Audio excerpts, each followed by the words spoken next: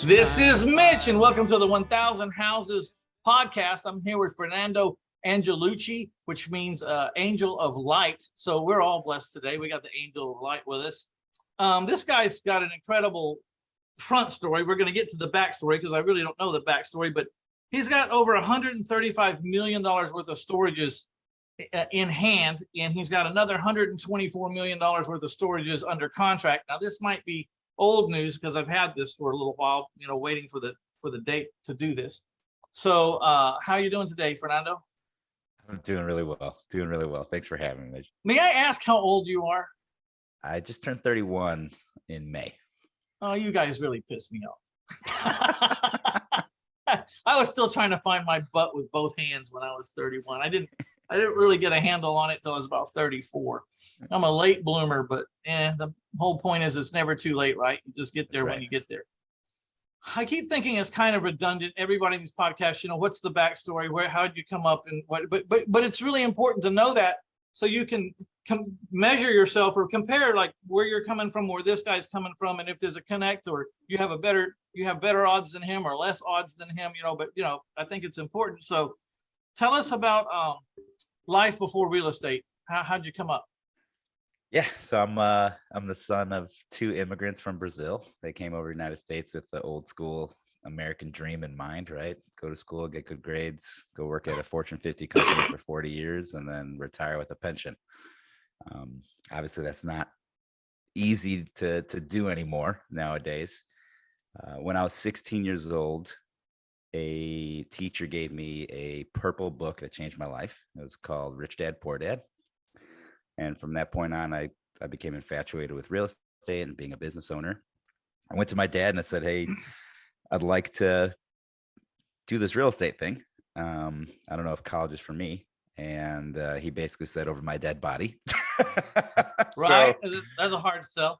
Right. So still went to college. Really glad that I did. It's where actually I met my business partner, Steven. It's freshman year of college. Got an engineering degree, which is what he wanted me to do. And then actually went on to work for a Fortune 50 company as an engineer with a pension, believe it or not. But within 13 months, I realized that I'm not very good at having a boss, and I quit and started doing real estate full time. And then Steven did the same and started combining his company with mine. And then the rest is kind of history. Now, I remember listening to a podcast you were on. I don't remember who it was with. It was an Asian guy. What's it? Do you know who? Steve Trang? Yeah, that's right. Mm-hmm. First of all, hats off to the immigrants. I read a couple of books that changed my life. One was Think and Grow Rich. I didn't have a college degree, and my friends were kind of leaving me in the dust, and I was starting to think, there wasn't a place for me. And then I read that book, and a lot of multimillionaires and billionaires at the time were the wealthiest people of the time. Didn't even have elementary school educations. They had to get out and make a living, and then they figured out how to make a living. Then they figured out how to double it and triple it, and they were the 100% recipient of the game they were figuring out as they were going. And they had a lot of years to figure it out, because when you start in the 7th grade or the 8th grade trying to fend for yourself, you get smart fast, or you die.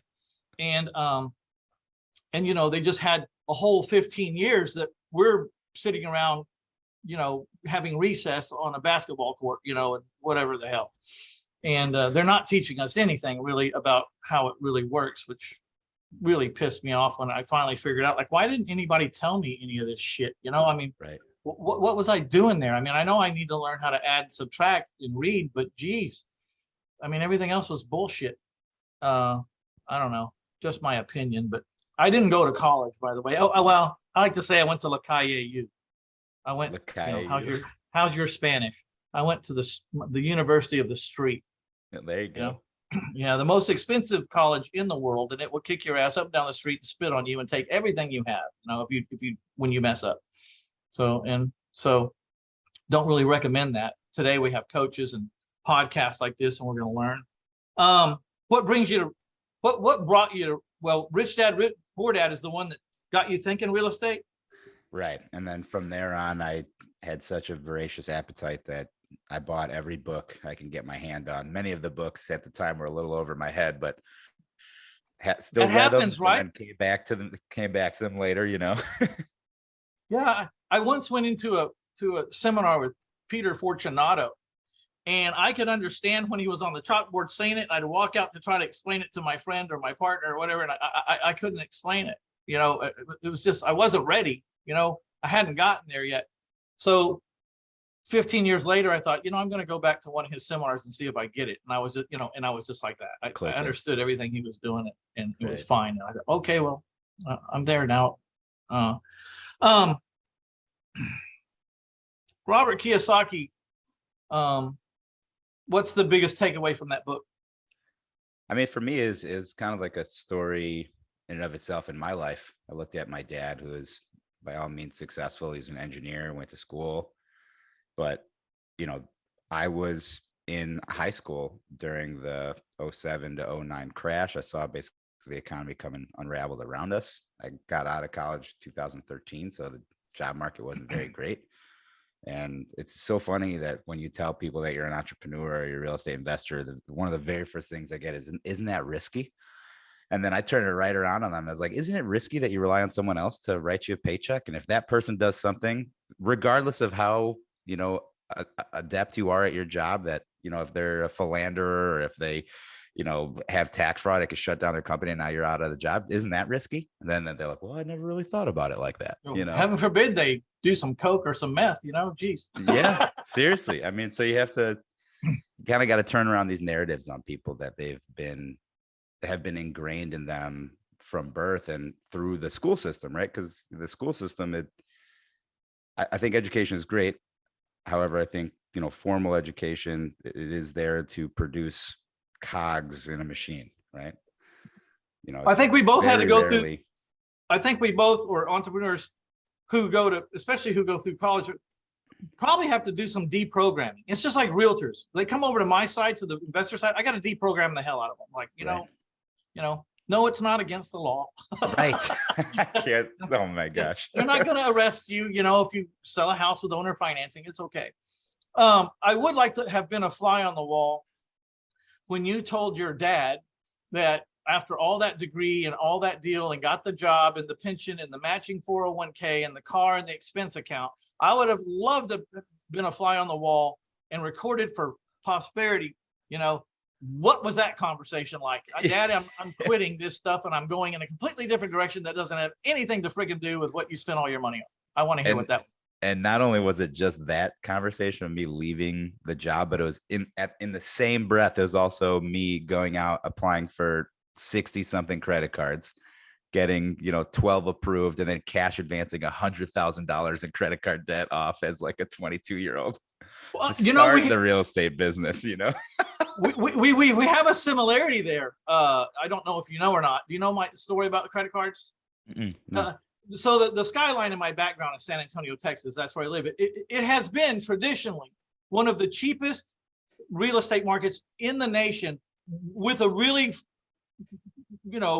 true big 1.5 million plus, economy population. And you could buy houses on the east side and the west side and the south side, the lesser neighborhoods, borderline war zone, but off the bottom a little bit, for $8,000 and $10,000 and $12,000 all day long in 1996 to 2000 to 2001. And then it got expensive and they were 30,000 or 40, but it was incredible. And I went out and applied for 65 credit cards when I learned this. This was back before they measured the amount of credit, the cash advance you could get unsecured. Yeah. Now they measure that. They weren't measuring it back then. If you had a good if you had a good credit score and you sent for a card, they just sent you a card like you were Donald Trump with $20,000 cash advance and the whole thing, and sometimes 0% interest or very low introductory offers. I sent off for 65. Didn't tell my wife. Was sneaking out to the mailbox every day. I had $350,000 on credit cards, but I had $700,000 worth of houses. Yeah. Didn't expect my wife to understand this because I had spent the last 6 years growing the huevos that it takes to make that kind of move. But I knew what I was buying. I knew I was buying at 50 cents. I knew, and I was 0% interest. And I was buying, here's 10,000 on this card. I buy the house. I need 5,000. This card, it's the rehab. I'm going to sell it for $35,000, Yeah. And And I did the same thing, and people were appalled. I mean, Oh man, just pulling their hair out. I was working screaming at a bloody car murder. dealership at the time, just trying to make ends meet. When I went to do my first house on a credit card, when that house went through and I collected, I quit my job at the dealership, and they all thought I was freaking nuts. And you were not even, yours was even more risky because you were just doing it to buy time to pay your bills till you figured it out, which is a whole nother level of crazy. But still, I get it, man. I get it. And I was buying, oh, anyways, this is your interview. Let's stay over there. But yeah, but I'm familiar with that stress. Yeah, so on you. it was definitely a tough conversation for my dad to hear. I'll be honest with you. But how tough though? He was it one night disappointment, or was he just on your ass all the time, or what? No, it was just he didn't agree with me, but he believed that I'd figure it out. So although he didn't agree with my decisions later down the line, he came back and he told me, I was worried, but I knew that you'd get through it. Yeah, well, the one thing is you had an engineering job when you left, and you can go find another one, Yeah, exactly. And that was part of my argument towards him. I said, listen, I still have the degree. So if this doesn't work out, I can always go back with my hat in hand and, start knocking on doors. Yeah, well, you really couldn't go back to that company though, because in the interview I heard you burned those bridges pretty severely on purpose. Like you cut them off at the knees. You gave them 2-week notice, then called them a couple of days later and said, I'm going to meet you and turn in my keys at the dealership. If you're not there, I'll leave the keys with whoever's there. I thought that was like super ballsy, and I thought, way to go, man! You just burned that bridge. You're not going back to that. You can't have 1 foot in, 1 foot out. You gotta commit. And I've read a lot, especially now as I've gotten older. I've read a lot about how public accountability really does help you achieve your goals, and that everyone's willpower, even the people that we think of being, like the David Goggins of the world, willpower is always wavering. So you have to set up structures around yourself to make sure that you won't fall to those, those needs. Just because I find it a public service. I was in a mastermind, multipliers, which was 50 very successful men. And they met often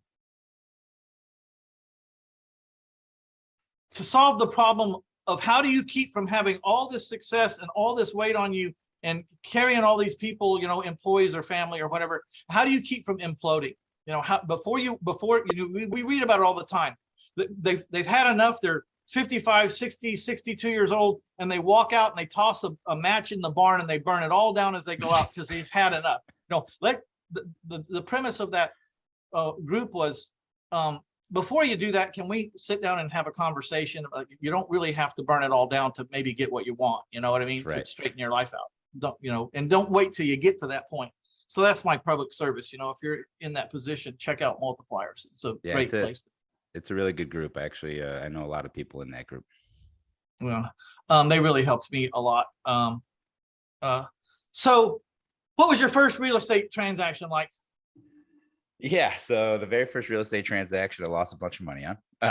So paid for a bunch of marketing off of the credit cards. The marketing wasn't good. I was trying to do a wholesale deal. I didn't know how to do rehab, so my rehab numbers were completely off. Ended up losing earnest money on that deal because I couldn't sell it for what I thought I was going to sell it for. I had to try to renegotiate with the seller. She wouldn't let me. So that was tough. But the next one I actually made a little bit of money on, which was great. Got a duplex under contract in the south part of Des Moines, Iowa. That's where I was living at the time, and realized that I didn't have any buyers. So reached out to the largest wholesaler that I knew in the area, and he ended up bringing a buyer to the transaction. We ended up wholesaling for $5,000. I got a $2,500 check at closing. Okay, very important. If you're new in this business, it's not a matter of how much you make. It's just a matter that you proof of concept, right? How much confidence did that give you? Oh my gosh, so much. And from there on, then I was on a tear. Doubled down on the marketing, started looking at different ways to do marketing, different strategies. So not just wholesale, but fix and flip, and did a couple lease option deals. We started looking at multifamily properties. I think it's real important. What do you say? I mean, I think you really got to become an expert at one strategy before you really start bouncing around. But it's so tempting with the shiny object syndrome and the next guru coming into town talking about, and they all, you know, they all know how to pitch their product very well, and everything that comes down the pike is the greatest thing in the world. And I really believe, if you're going to be a wholesaler, be a wholesaler till you've done 50, 60 deals, and then, Right. I mean, like own it right here, everything about it, before you start moving around. How do you feel about that? So I agree and I disagree. So the reason why I went on and I took all these classes is that I realized I can wholesale these other structures to investors. So it's just adding tools in my belt. So for example, I had a lease option deal. I didn't keep the lease option. I set it up and then I wholesaled the lease option to somebody else that was a lease option buyer in the market. Same thing with the fix and flip. It was tough for me to be a wholesaler in the beginning because I didn't know how to get my construction numbers down right. So all the buyers were like, hey, you don't know what you're doing. So then I ended up partnering with a fix and flip guy and asked him to teach me, like, what do I look for? What are the typical costs to get these done? What are red flags? And then that way, when I got a deal that was a heavy rehab project, I could already put all of these things in front of our buyers. So for us, we've always been hyper transparent in our business. And when you can, instead of trying to hide issues, if you can just point them out immediately, that builds a lot of trust and then eventually builds repeat buyers that come in, and each transaction is easier and easier than the last one that you did with them. One of the things I learned in sales early on is go to the worst problem first and get that out of the way, and then start showing the pretty side and the upside and all that. Right. Like if a house had a really screwed up garage door, I mean, go right to the garage door and says, this needs to be fixed. We can figure out if you're going to fix it or I'm going to fix it, but let me show you the rest of the house, like just get it out of the way. Right. So how long were you in the house business before you found storages?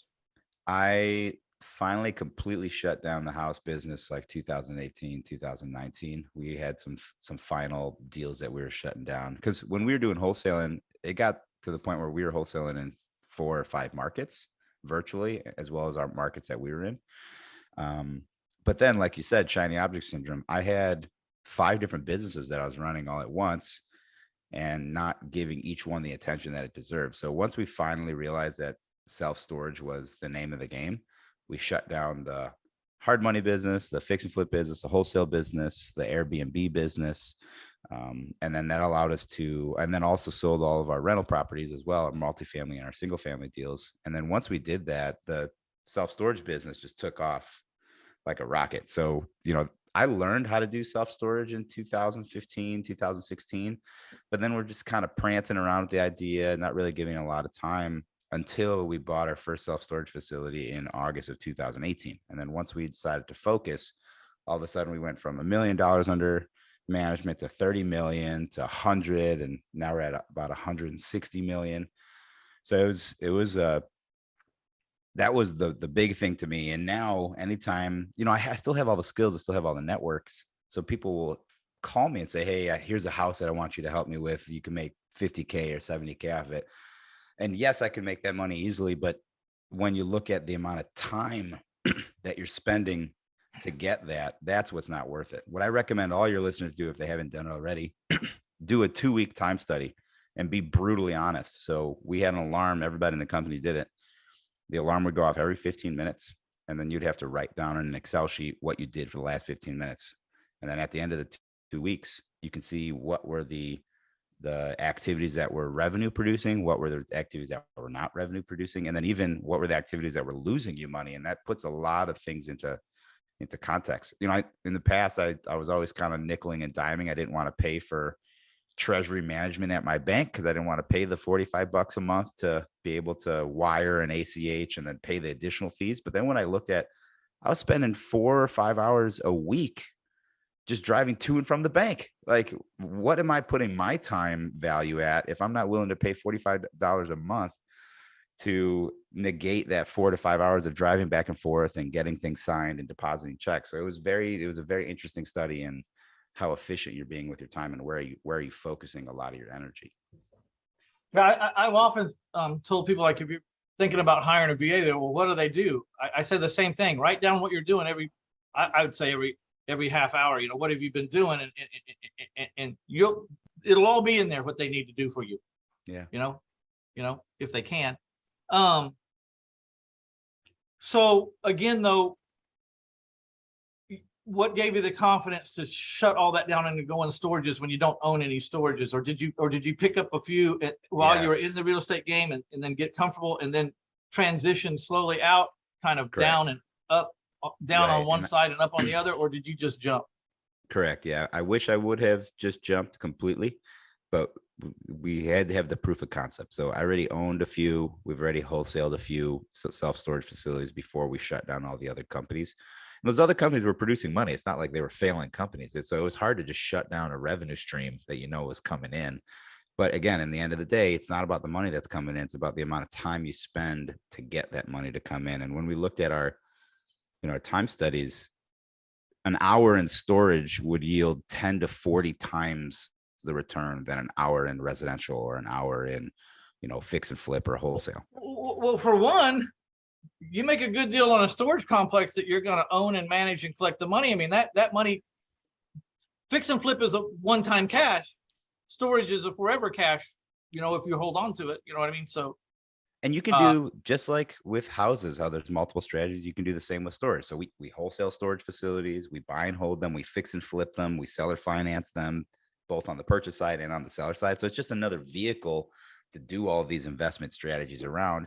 But the nice part is what you'll learn, your listeners, as they start doing larger and larger deals, adding zeros onto things, the amount of work required does not 10x. It maybe only goes up by 5%, but your return goes up by 10 to 100% or 10 to 100 times. Right. So for example, when I was first starting out, that first wholesale deal that I did, I made $2,500. We just closed a wholesale self-storage facility where we made $2 million. Right. So it's, add a couple zeros, but it wasn't 100 times the amount of work to get that done. Wow. Good point. So who did you study? Anyone in particular?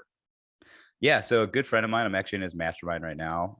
Scott Myers. He has a intro self-storage course that I took. I think I took it in 2015. I saw him speaking at a real estate expo in Indianapolis.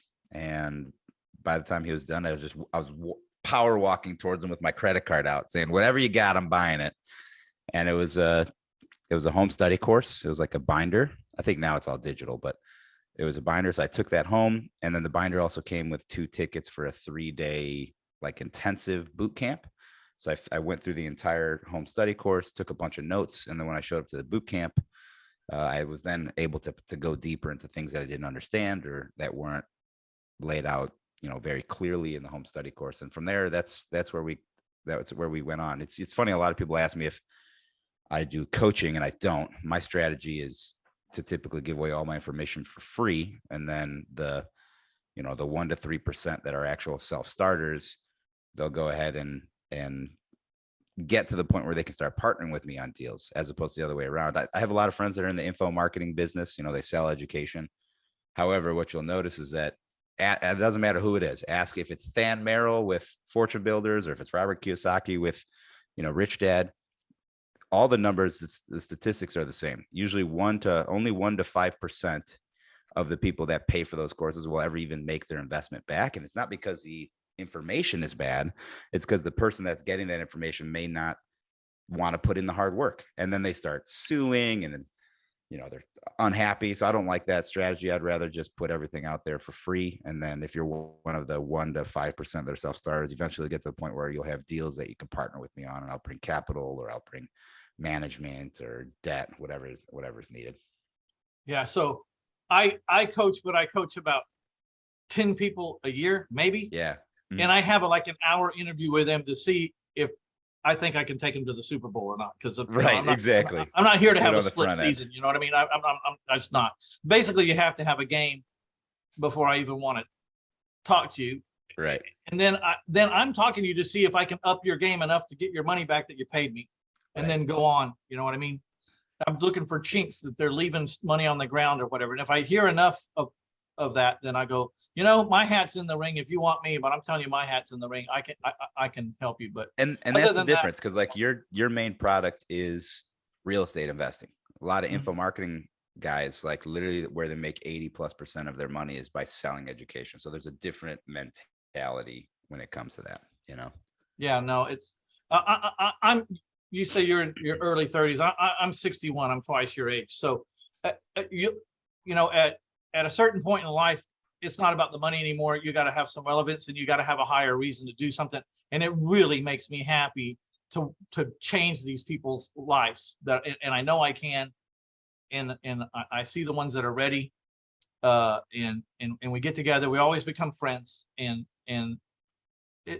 it's just it's a higher reason now for me. Right.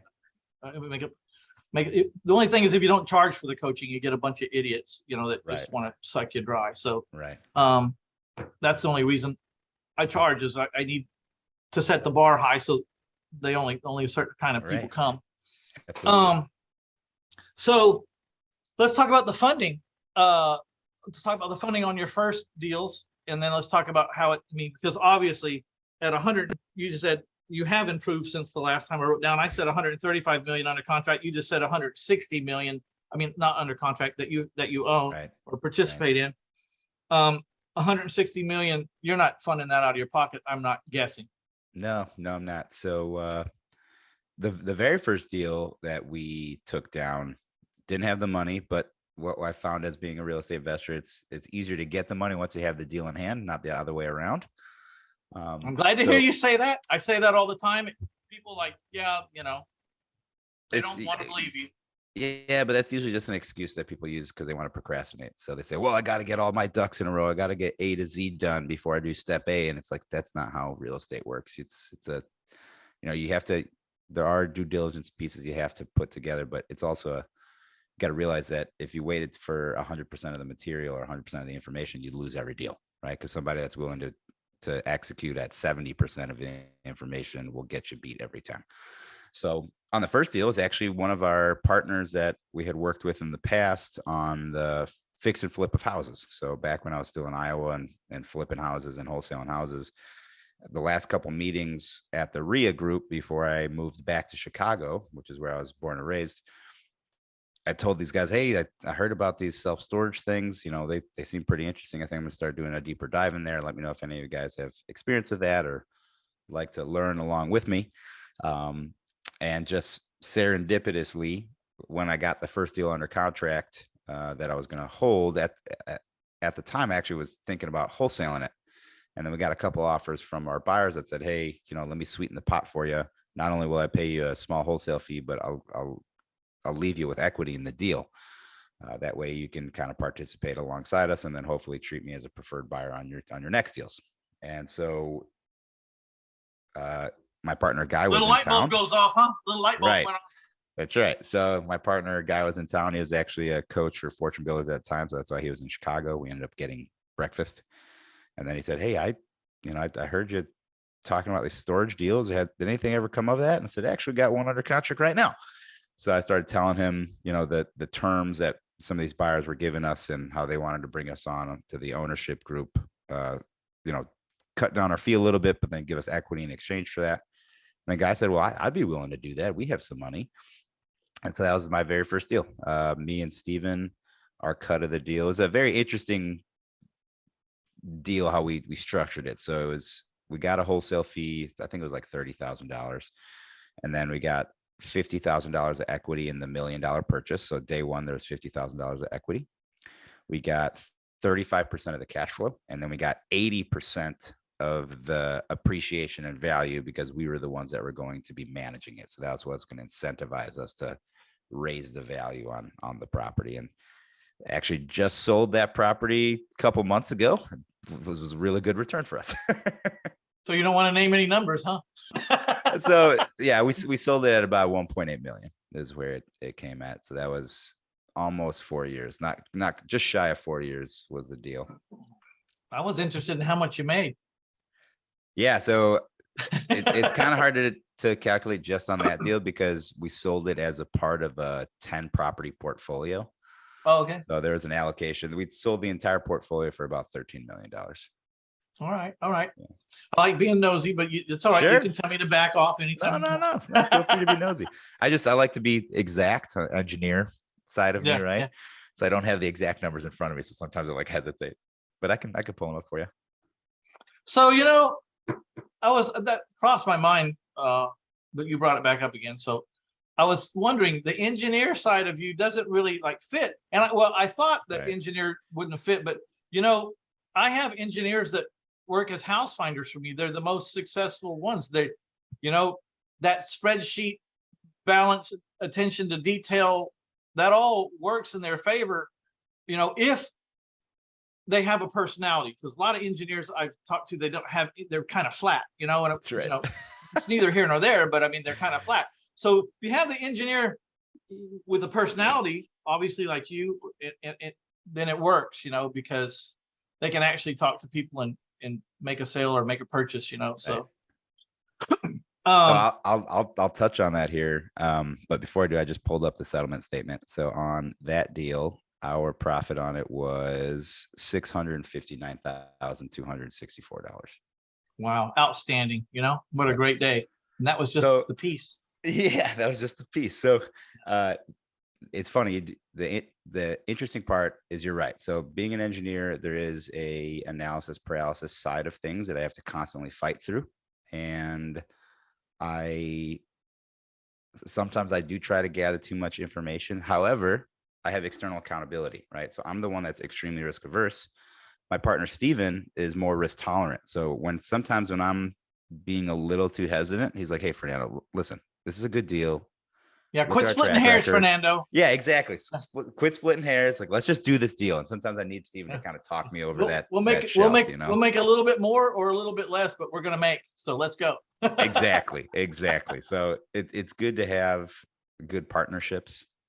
I know some people have been burned with partnerships and some love them. So whatever you are out there, listener, take what I'm saying with a grain of salt. But if I didn't have Steven, I probably would still only have one self-storage facility, two self-storage facilities, because I'm just too hesitant. Right. Let's talk about that for a second.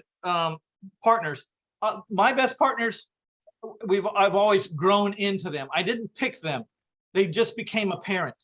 Yeah. They became apparent that this is going to turn into a partnership. I never went out and said, I'm looking for a partner. You have the money, I have the whatever, let's be partners. No, we were doing deals where they were loaning me money, and the relationship just kind of grew together. Is that how yours happened?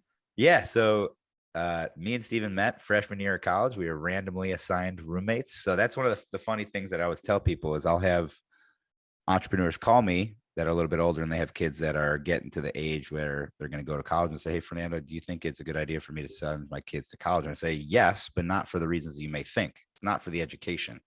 It's for the network building. It's for the, getting them out of the protection of their own home. So they have to start acting like an adult and taking responsibility for their own actions. But the network is the biggest piece that you gain when you go off to, college or university. So randomly assigned roommate, we become best friends. And then after we graduate, I'm in Iowa, he's in Chicago. He's working a marketing job here in the city.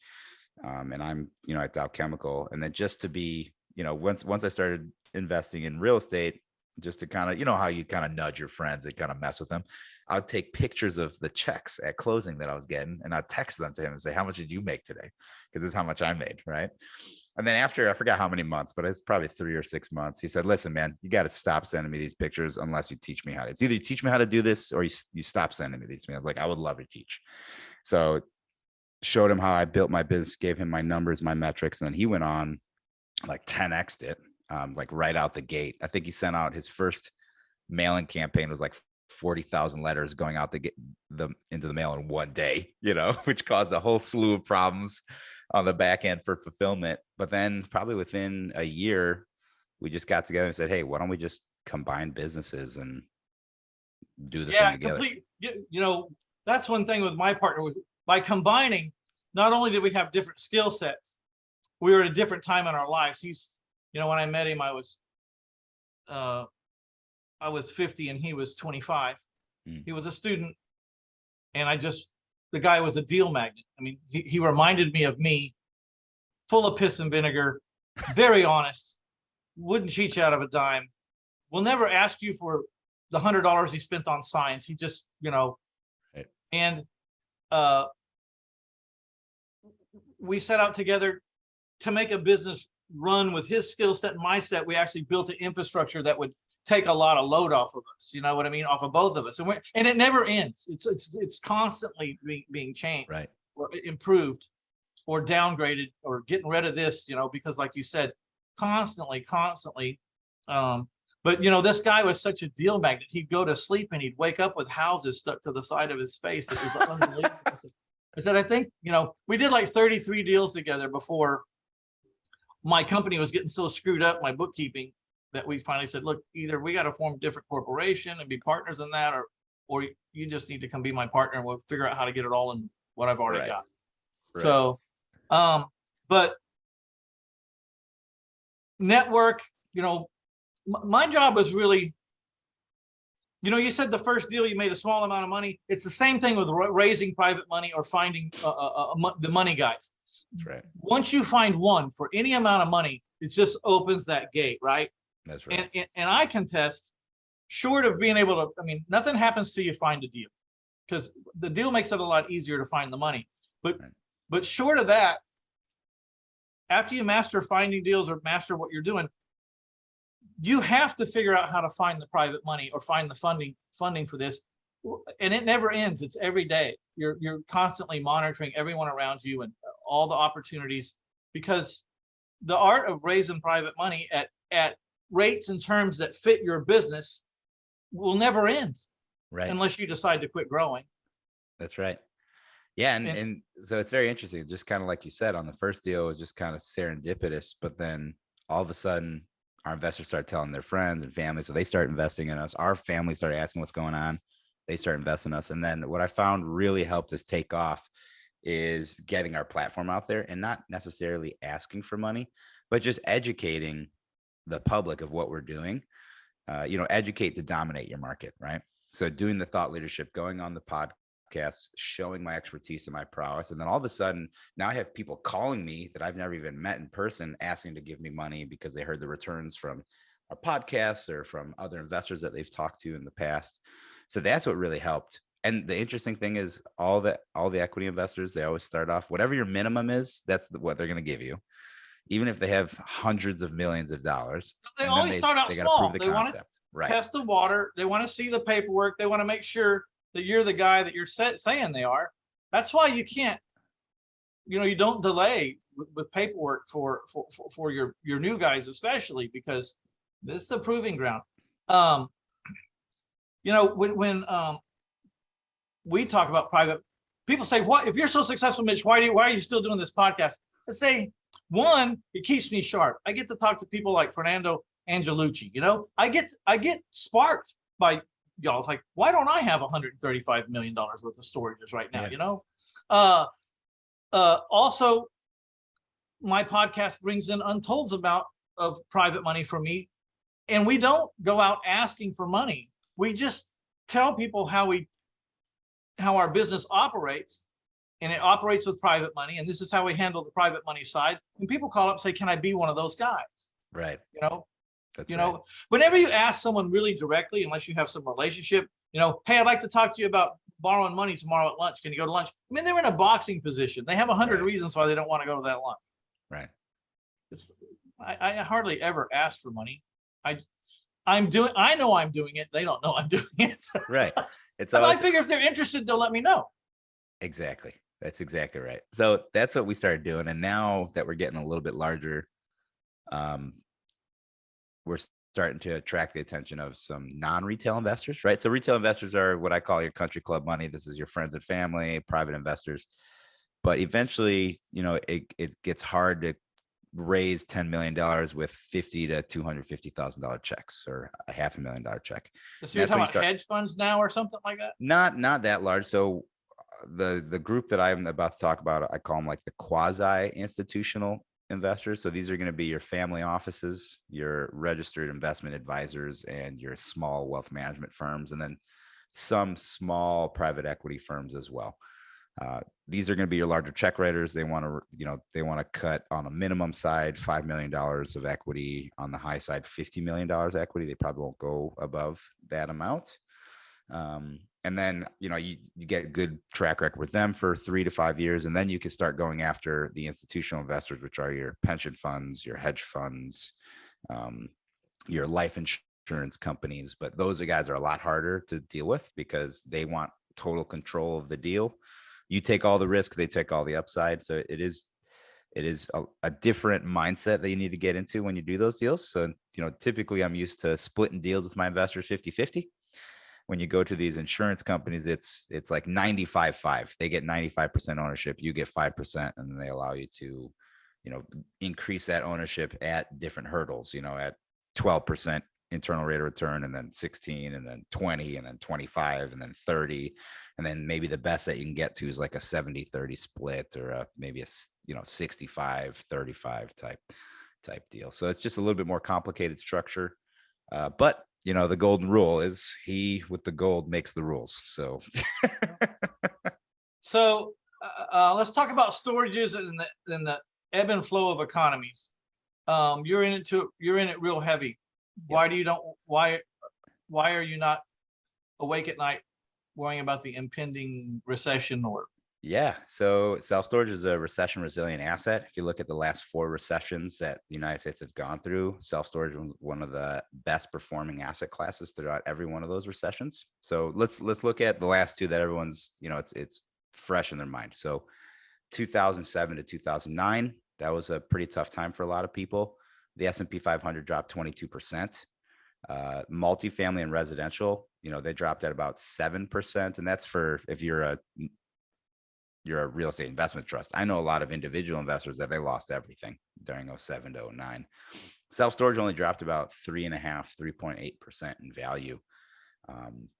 When you look at COVID, the pandemic, of the 1,800 or 1,700 CMBS loans, commercial mortgage-backed security loans, that were made to self-storage investors of the first 3 quarters after the pandemic was raging in 2020, only 3 of those were delinquent more than 30 days. That's a 0.17% delinquency rate.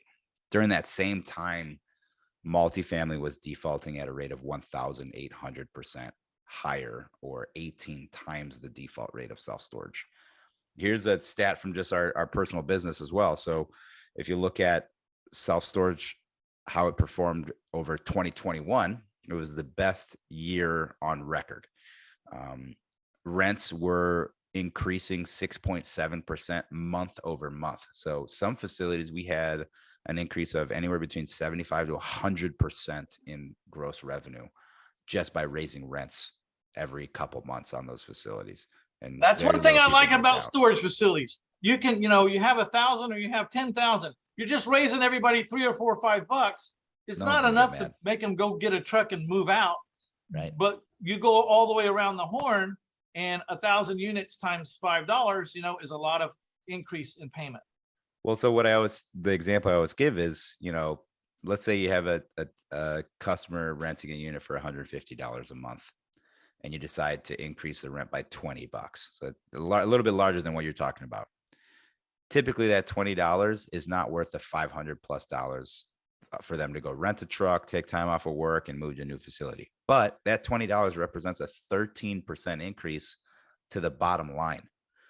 Now, let's say you have a apartment or a house and the rent is $1,500 a month, and you raise the rent on them 13%. That's a $195 increase in their monthly rent. You think they're going to go search for a new apartment to live in? Probably, right? That's a big cost to absorb, but it's still a 13% increase to the bottom line. So it's an interesting concept in storage. Not only the fact that everything's on month-to-month tenancy, but there's this very high sticky factor. People do not like to move just because it's a pain, We do our rent increases down here in Texas around August and July when it's 107.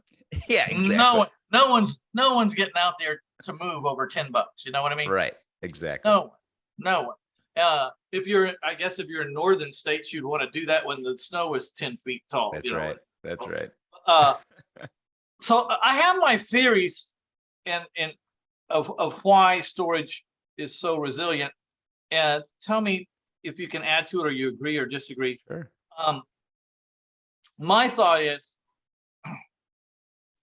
we're Americans and we're not giving up our crap for one. That's the bottom. That's the baseline. Sure. We're hoarders. We're all hoarders in our own way. It depends on, are you fishing equipment or canoeing equipment or office, whatever. We're all hoarders. So in the good times, you're accumulating more of this stuff, and you can't add on to your house, so you got to go get the thing. But in the bad times, people are downsizing. They're bringing their office to the home, but they're not going to throw away all that office furniture and the file cabinets and the whole thing. They're not going to part with their stuff. And so is that why it's resilient? What do you think? Why is it so resilient? I think that's one of the reasons, but there's a lot of reasons, right? So in good times, like you said, people are buying more stuff. They need to store things. In bad times, they don't want to get rid of those things, but they're also typically downsizing, right? So they're going to smaller units, or they're searching for better job opportunities. That's causing movement. So they're going to go, back and forth between a couple states. They're putting their possessions in storage. You also got to realize that it's also a smaller nut, if you will, monthly nut. So there's a lot more pain writing a $2,000 check each month than there is writing a $100 check each month. So that's much easier to swallow. And typically when people are tight, instead of paying the big expense that they need up front that will completely rob their savings, they're usually going to pay all the smaller bills first and then try to figure out a way to pay the big bills, just because of the way our psychology works, right? So that's one reason. I also think if you look at the generations that use self-storage, two of the largest generations that have ever been, you have the baby boomers who are now retiring in mass, something like 12 to 15,000 people a day retiring and leaving the job force. A lot of those people are empty nesters. They have a 3 to 5 bedroom house. There's no more kids in the house. They don't need that. So they're going to go into a 1 bedroom or a 2 bedroom condo, and they're not going to want to throw away all their stuff, especially if it's sentimental things. Like one of the things that I always talk about when I'm presenting on stage is I ask people to raise their hand and say, how many people in the room have kids? And then, all these hands go up and say, okay, of all the people that raise their hands, how many of your kids are grown adults? And then a ton of them stay up. And they say, of all the people here that have adult children, who still has all the little drawings that your adult children made for you when you were 2 or 3 years old? And again, like a ton of hands stay up, right? So they don't want to throw away those, paper mache, Yeah, I understand. Collage right? board, pottery pots, coffee mug, Mother Day. Exactly, right? Yeah. It's the sentimental stuff that people just don't want to get rid of. So, those are the baby boomers. But then if you look at the lower ends of the generations, like the millennials and the Gen Zs, if you will, they're not doing the same thing as their parents did. Their parents were, right out of high school, they're buying a house in the suburbs with a lot of land and space. Now, the younger generations, they want to live in the middle of the action. They want to live downtown. They want to have nightlife. They want to have restaurants. And they're opting for much smaller living space, 500 to 700 square feet in a high-rise tower, not a lot of storage. So what they'll do is they'll use a self-storage facility almost as like a closet, an external closet. That's where they're going to keep their bike and their kayaks or their winter clothes or their summer clothes. I know people change their clothes, like they go move the winter clothes in and the summer clothes out. That's right. Yeah. It's also a lot easier to foreclose on a storage than it is a house or apartment. I mean, I don't like to rent things that people live in. I want to rent anything else. You know what I mean? Right. Like, I actually like semi-truck parking. I have semi-truck parking. It's great. We're parking 211 trucks right now, and we're about to be parking we're adding another 150, and then we're adding another 100. So, I really like semi-truck parking. It's a neat. Yeah. And so this comes down to the way that the laws work and how the laws are written in the favor of the owner of the asset when you have non-habitation based real estate, like truck parking or self-storage, versus when you have habitation based real estate where someone's living in your asset. So instead of us being guided by landlord tenant law or by foreclosure law, we're guided by lien law or property law. So when someone stores their possessions in our storage unit, they are de facto giving us an automatic lien against their possessions in that unit. And if they do not pay, and they do not pay when we give them the grace period, we can start the auction process. And if we're, typically we offer grace to our tenants, but if we were to go by the letter of the law, we'd be able to have a new tenant, new customer in that delinquent unit within 30 to 45 days of the original delinquency. So we don't lose rent. There's no turnover costs, doing the carpet and painting and all that type of stuff. It's a much faster industry to replace non-paying customers. Yeah. So in Texas, if you're Johnny on the spot, we can hold an auction and like on the 32nd day they're past due. You know what I mean? Right. So it's pretty fast.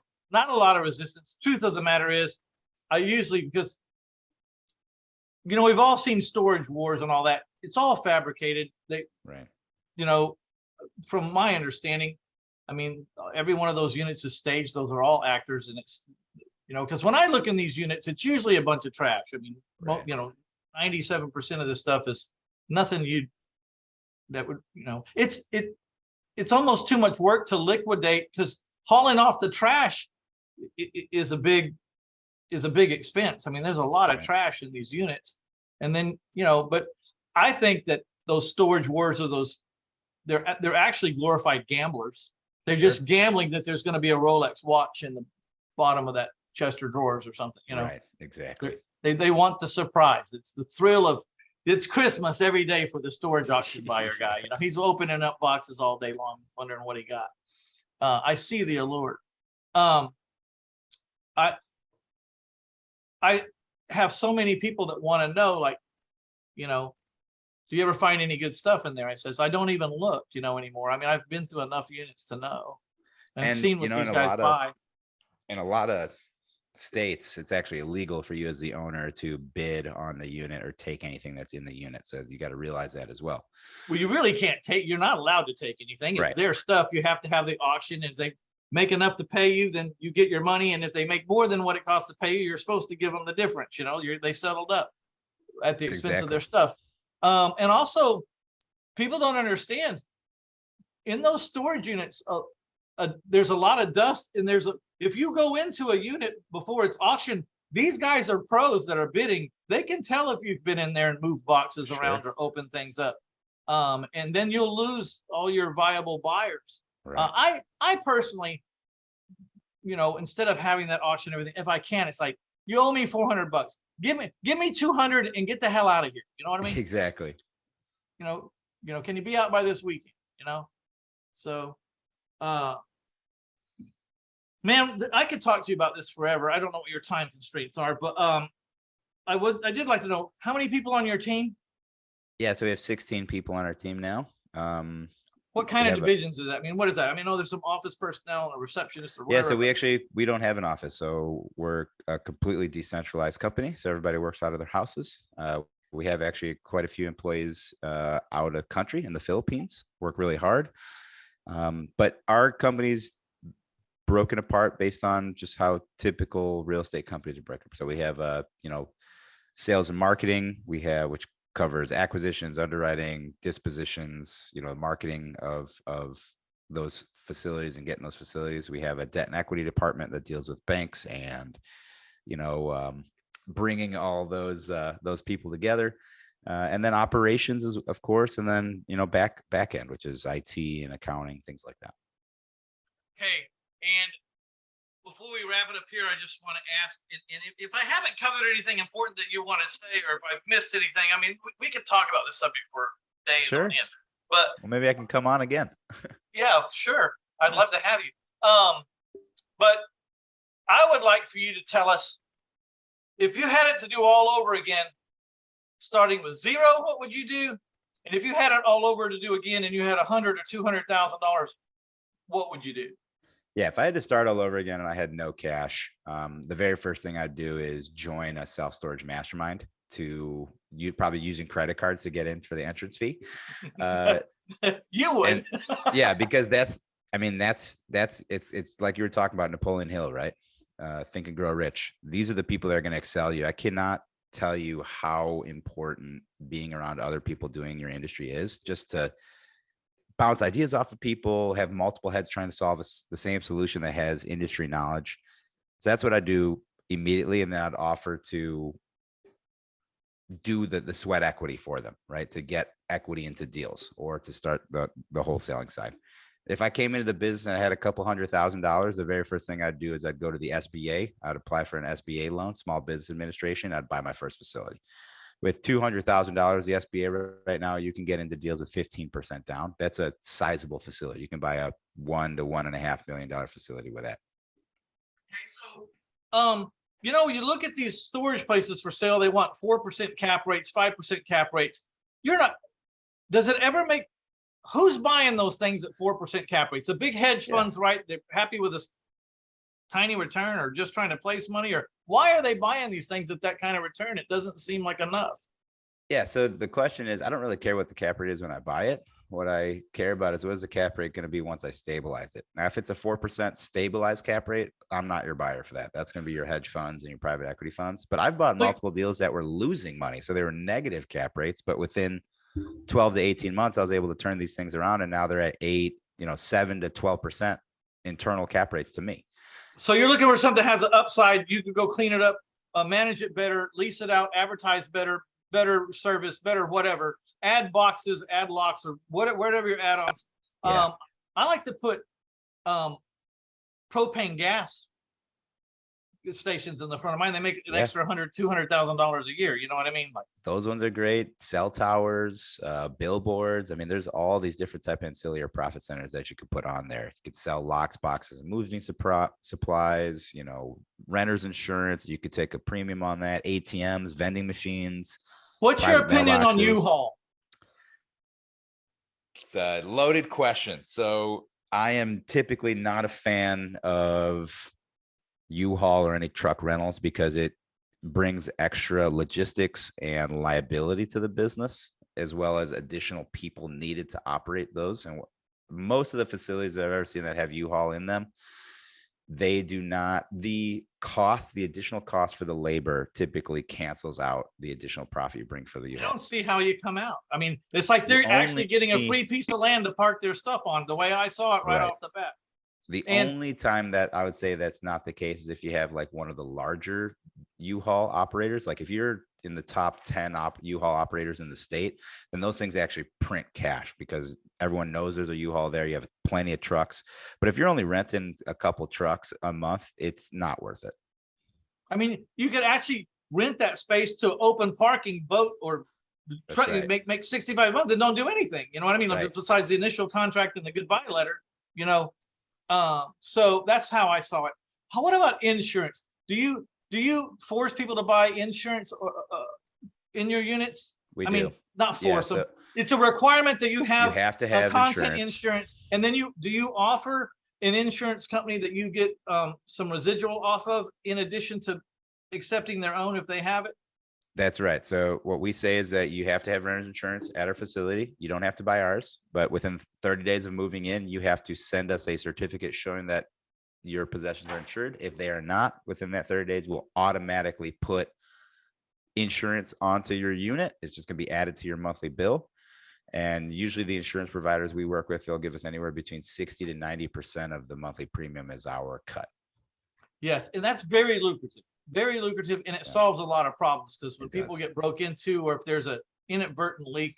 I mean, I've had people get really mad at me. Your place is leaked. I said, well, there's no way for me to know there's a leak because I can't get inside of it. I can't get in. It wasn't leaking when I rented it to you.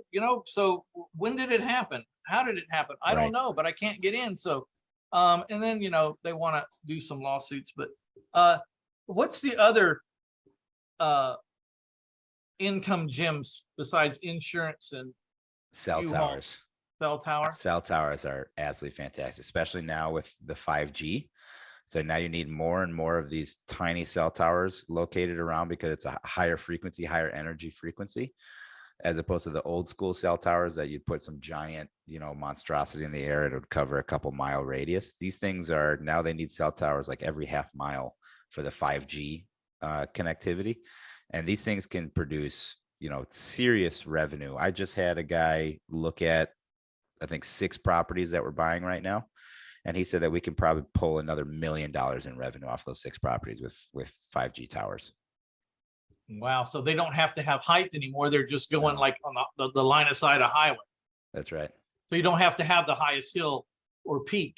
You don't. Very, very, very interesting. Yeah. Well, my friend, people ask me all the time, why do you do this? I say, well, I just learned something about my own storage facilities. Maybe I can increase my revenue by $500,000 or $700,000 a year just by seeing if 5G is needed at my sites. You know what I mean? I connected with my guy. Please. And also let me know what insurance guy you're using, Sure. what company you use, because we're trying a couple right now. Some of them are very cumbersome.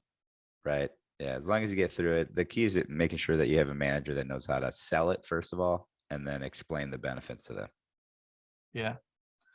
All right. I appreciate you coming on. Now it's time to pay the bills. Okay. So thanks for everybody for stopping in to get you some Fernando Angelucci, angel of light in the storage business, at least. And I'd like to thank Livecom, LIVECOMM. It's all about text marketing. Right now has like a 95, 96, 97% open rate. If we do it right and stay within the laws, I mean, it's a direct hit right between the eyes. Check it out. My days on market, my houses, the last 200 have averaged 4 days on the market. And I don't put any signs at my houses. I don't put not even one sign in the front yard. And I can show you how that works. So there you go. That's it. If you need some coaching on owner finance and real estate, give me a call. We'll do a little consultation. And like I said earlier in this thing, I just want to see if we're a match. If we're not a match, I'll tell you. And there's some other things to do, lesser expensive stuff, and we'll figure it out. Or I'll recommend you to somebody who's maybe really good in your niche or your market or your strategy, but I'm not going to sign you up if I don't think it's going to work for you. So let's just have that conversation. All right. This is Mitch Stephen. We're out of here. Thanks a lot, Fernando. Thanks, Mitch.